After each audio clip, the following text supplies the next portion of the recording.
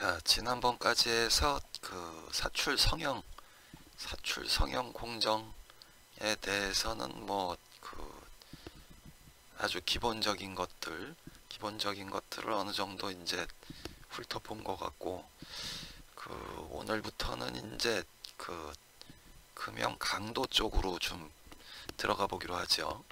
이 금형 강도는 사실상 그 실무에서 볼 때는 뭐 그렇게 간단한 문제가 아니죠.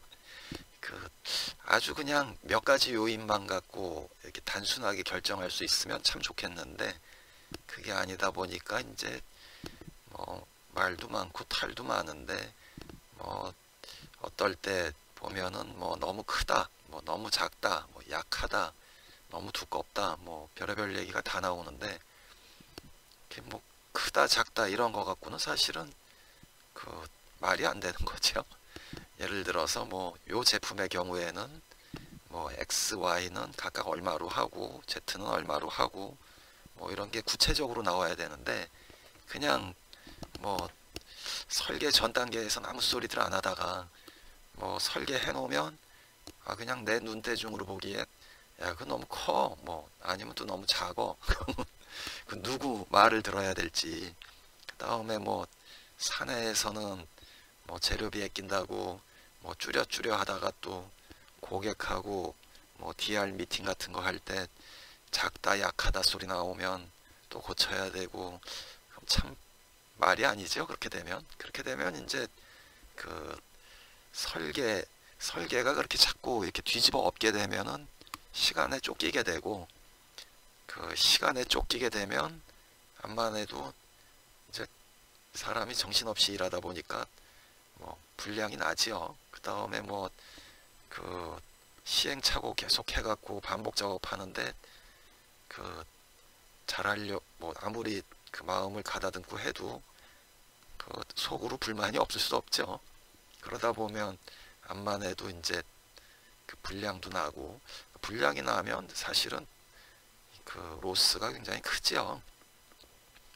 그래서 그 하여튼 중요한 거는 그 제품을 이제 검토를 할 때, 그 물론 성형 해석 이런 것도 중요하겠지만은 일반적으로 검토하면서 아주 기본적인 거 픽스할 거는 다 픽스를 하고, 그러고 이제 그 설계 들어가서 뭐 사이즈가 크다 작다 이런 얘기를 안 나오게 할 수 있으면 사실은 굉장히 도움이 많이 되겠죠. 뭐 설계하는 사람이 재작업하는 거 수준이 아니고, 그 재작업을 함으로써 발생하는 여러 가지 문제, 뭐 불량 문제라든지 납기 문제라든지, 뭐 몰드 베이스 같은 경우 요새는 또 뭐 요새는 다시 뭐 좀 납기가 짧아진 것 같은데, 좀 일이 많이 풀리면은 암만 해도 몰드 베이스 납기도 얼마 전까지 뭐 2주 뭐 이렇게까지 또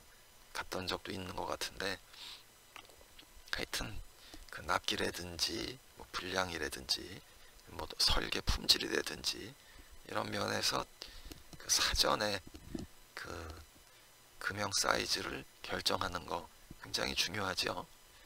그럼 뭐 금형 사이즈 결정하는데, 근데 그 뭐 사내에서도 관리자가 야 그 금형이 너무 크다 그랬을 때 안 큽니다 하고 얘기할 수 있어야 되고, 그 다음에 또 고객하고 뭐 DR 할 때도 금형이 너무 약하다 했을 때 거기에 또 반박해서 얘기를 할 수 있어야죠. 설명도 할 수 있어야 되고. 그러면 그럼 어차피 이제 그런 거 얘기할 때는 수치로 우리가 얘기를 할 수밖에 없는데, 그 수치를 뭐 그 그때 뭐 응력 해석을 해갖고 할 수 있으면 좋겠지만은 실제로는 그럴 시간적 여유도 잘 안 되죠. 그 다음에 뭐 해석하는데도 코스트가 많이 들기 때문에 매번 해석하는 건 좀 무리가 있고, 그래서 이제 가능하면 우리가 그 간단하게 그 설계 업무 하면서 간단하게 그 정리해 볼 수 있는 식으로 그렇게 할 수 있으면 좋겠죠. 그거를 그 좀 쉽게, 가능하면 간단하고 쉽게 좀 해보려고 노력은 하는데 강도 문제가 그렇게 쉬운 게 아니죠. 그래서 암만 해도 좀 설명이 복잡해질 것 같긴 한데 한번 해보죠. 뭐 지난번에 우선 그 뭐 형체력이 여기서 이제 뭐 한 500톤 뭐 이런 식으로 간다 그랬으니까, 그다음에 이 압력 하중이 뭐 지난번에 얼마였죠? 뭐 한 40메가파스칼 뭐 이 정도 된 것 같은데, 우선 좀 단위를 잠깐 살펴보죠. 그 단위가 이제 1메가파스칼이 얼마냐 하면 약이에요. 약 10kg 포스 퍼 제곱센티미터 정도 되죠. 그러니까 1제곱센티미터에 그 10kg 정도 하중이 걸리는 거를 우리가 1메가파스칼이라 그러는데, 전번에 40메가파스칼이었으면 이제 얘가 약 400이란 얘기죠. 400kg 포스 퍼 센티미터 제곱이 되겠죠. 400kg가 1제곱센티미터에 있으면 뭐 사람마다 다르겠지만 뭐 그 네 손가락 기준으로 하면 약지나 새끼손가락 그 사이, 약지 그 손가락 손톱이나 새끼손가락 손톱 그 면적 그 사이 정도가 한 1제곱센티미터 될 텐데, 거기에 이제 400kg씩 하중이 걸린다는 얘기죠. 뭐 어마어마한 하중이죠. 이거는 이렇게 뭐 사람 몸에 이렇게 걸리면 뭐 전부 사고가 나고 뭐 다치는 수준이 아니고 뭐 뭉개지겠죠. 근데 뭐 우리가 이제 금형에서는 이제 스틸을 쓰니까 뭐 이렇게 하중을 견디긴 하는데, 그래도 이제 경우에 따라서는 그 금형이 크랙도 가기도 하고 뭐 또 이제 변형도 심하게 가고 영구 변형이 생기기도 하고 그런 문제들이 많이 생기죠. 그런 문제를 어떻게 하면 피할까 하고 한번 그 시작을 해보죠. 그래서 근데 또 한 가지 우리가 또 생각해야 될 부분이 있는데, 이게 금형은 이게 중량물이죠. 물은 얘가 사실은 굉장히 작은 가속도만 있어도 하중이 엄청나게 걸리죠. 이것도 좀 어려운 얘기가 나올 것 같긴 한데, 뭐 우리 또 싫어하는 얘기겠지만은 F 이퀄 MA에서 M이 크면 뭐 이렇게 천천히 가다가 이렇게 툭 치기만 해도 F가 굉장히 커지겠죠. 그러니까 F가 굉장히 커진다는 얘기는 그 뭐 툭 칠 때 서로 부딪힌 부분, 그 부분이 이제 이렇게 푹 찌그러지거나 이럴 가능성이 굉장히 큰 거죠. 근데 금형이라는 게 그 제작할 때도 그렇고 뭐 특히 이제 조립할 때도 그렇고 그 다음에 사출할 때도 그렇고 얘가 계속 운동하고 움직이고 이런 문제가 있죠. 그래서 이걸 무작정 크게 무겁게만 한다고 금형이 튼튼해지는 건 아니죠. 중요한 거는 사실은 가장 좋은 거는 가볍고 튼튼한 금형이 가장 좋죠. 가볍고 튼튼한 금형 하자 그러면 전부들 욕할 것 같은데, 어떻게 하면 가장 가볍고 튼튼한 금형이 될까, 뭐 그런 고민을 한번 시작을 해보죠. 그러면 우선 그 뭐 여기서 우리가 이제 이런 거를 검토할 때 표준품을 한번 그 살펴보면, 표준품이 뭐 정확한 그 계산에 의해서 뭐 만들어지진 않았겠지만 상당 기간 동안 표준품이라고 우리가 써왔을 때 큰 문제 없이 큰 문제가 안 생기도록 이제 그 다듬어진 게 표준품이라고 볼 수 있죠. 그래서 표준 몰드 베이스에 대해서 우리가 한번 봤으면 좋겠는데, 그 전에 여기 한번 보죠. 이게 이제 그 후타바지요. 기신에서 국내에서는 이제 기신전기에서 나올 텐데, 후타바 60, 80 금형에 대해서 우리가 뭐 자주 그 이제 제일 자주 거론되는 문제 중에 하나가 이쪽 가동 측, 여기 이제 밀판이 들어가야 되니까 여기가 이렇게 비게 되죠. 이렇게 비기 때문에 여기서 금형이 이렇게 휘지 않느냐, 뭐 휘거나 아니면 양쪽에 지지하고 가운데서 이제 하중을 받으면 요 가운데서 가장 그 큰 하중이 걸리죠. 그러니까 스트레스가 요 가운데서 제일 최대가 될 텐데, 그럼 요 스트레스를 한번 보는 게 어떨까? 근데 뭘 기준으로 볼 거냐 하면, 요 후타바 이제 S타입인데, S타입은 2단 금형이죠. 2단 금형에서 SA 타입은 여기 요 U 플레이트가 이게 뭐 받침판이죠. 요 받침판의 두께, 얘를 한번 보죠.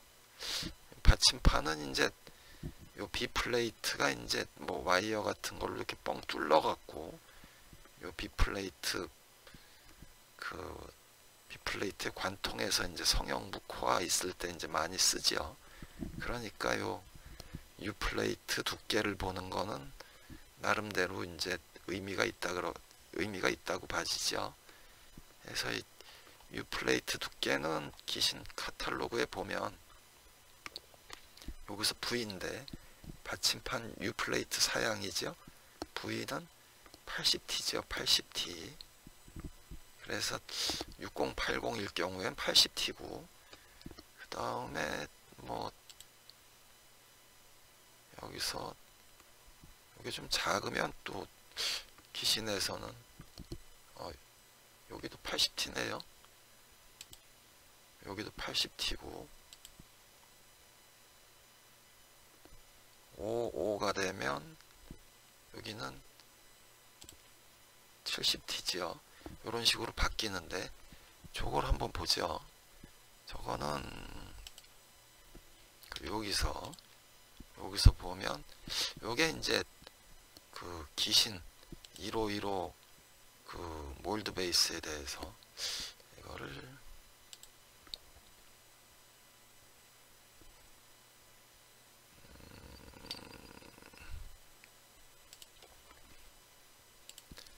이런 몰드 베이스에 대해서, 아이고,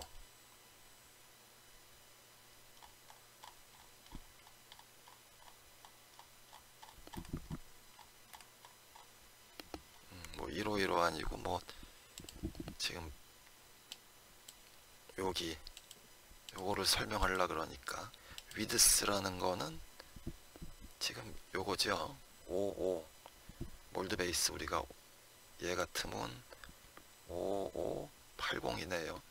그래서 55, 그때 55를 여기다가 집어넣은 거고, 550 뭐 이렇게 되겠죠. 요거 5580은 여기 있을 텐데, 여기 있죠. 550이고, 그 다음에 요 위에 두 번째 랭스는 요 길이죠. 길이 여기서 여기 800, 얘를 얘기한 거죠. 그리고 이제 이게 서포트 플레이트 하이트죠. 그러니까 그 받침판 두께가 70T. 그 다음에 라이저 위드스, 이거는 이제 다리 폭이죠. 다리 폭이 여기 100이죠. 100. 다리 폭이 100이면 여기 같이 이제 100 나와 있고, 그러면 이제 사실은 다 된 건데, 여기서 L은 뭐냐 하면 여기 보면 B3에서 요 다리폭 곱하기 2 해서 다리폭 뺀 거니까 바로 여기서 보면 여기서부터 요 사이 그 거리겠죠. 그래서 이제 이렇게 되면 이거를 이제 하중을 어떻게 계산을 해본 거냐 하면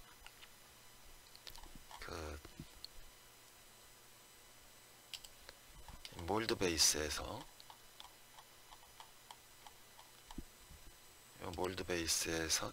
요 부위에 30메가파스칼의 하중이 균일하게 작용하고 있다고 보면 균일하게 작용한다고 보면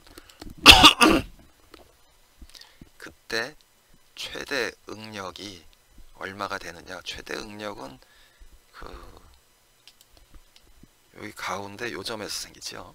가운데 이제 요 점에서 생기는데 그게 얼마가 되느냐 한 거를 한번 계산해 본 거죠.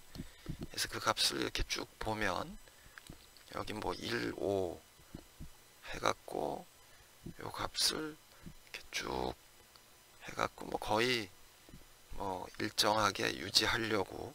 근데 그 사이즈가 커지면 뭐 조금씩 그렇게 커지는데 그 최대 스트레스 값이 커지죠. 이거는 이제 뭐 그 몰드 베이스에서 어차피 요 폭이 커지면 중간에 이제 지지봉 같은 걸 대야 되니까 그렇다고 보고 이제 아마 이 푸타바에서는 요 U 플레이트 요 두께를 이런 식으로 결정을 한 것 같아요. 뭐 비교적 뭐 나름대로 그 의미 있게 이렇게 U 플레이트 두께를 결정하기는 한 것 같은데 이게 또 이제 유로 스탠다드 보면 이게 또 굉장히 헷갈리는데 유로 스탠다드에서는 그 U 플레이트에 해당하는 게 바로 요건데 얘가 뭐 56T짜리도 있고 76T짜리도 있고 그렇죠. 그래서 뭐 이때 이제 큰 걸로 가정을 해서 한번 보면 유로 스탠다드도 이렇게 만들어 놓으면 얘는 뭐 좀 들쭉날쭉이죠.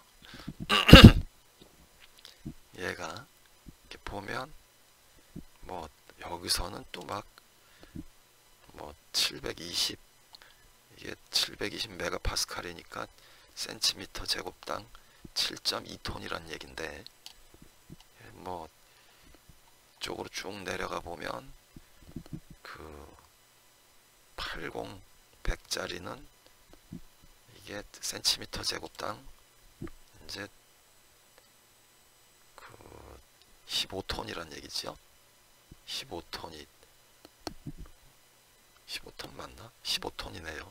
15톤이 걸리게 되는데 이게 좀 유로 스탠다드에서는 좀 이 기신 것보다 더 훨씬 왔다 갔다 하죠. 여기보다.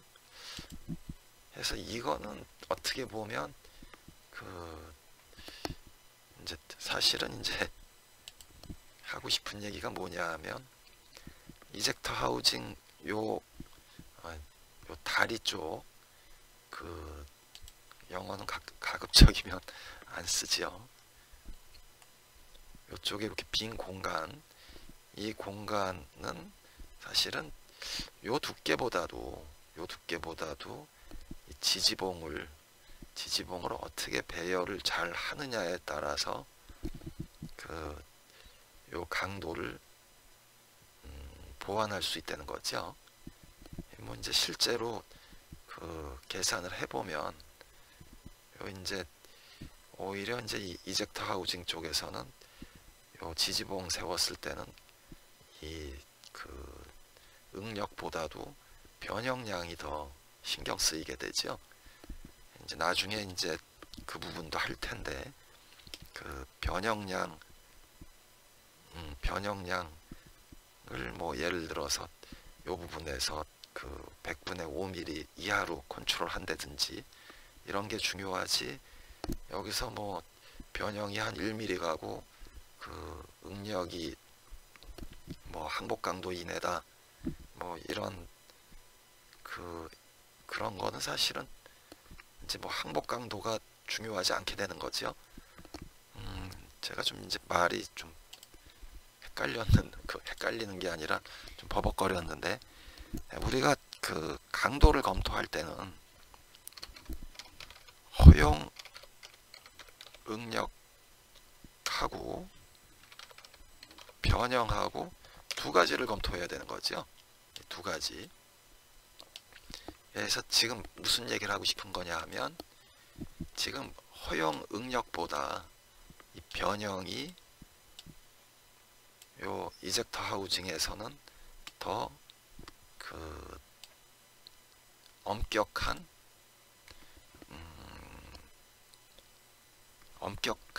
그 제한 조건이라는 거죠.